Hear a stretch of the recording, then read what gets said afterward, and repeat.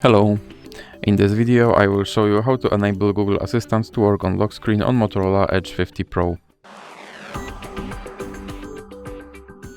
So you have to start with opening your Google application, then click on your avatar and go to settings.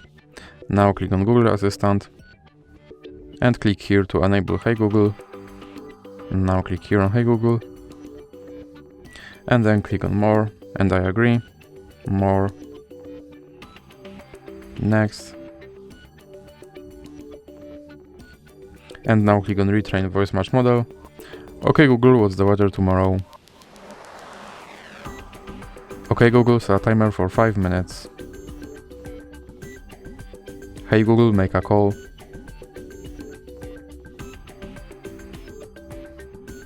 Hey Google, remind me to water my plants every Monday.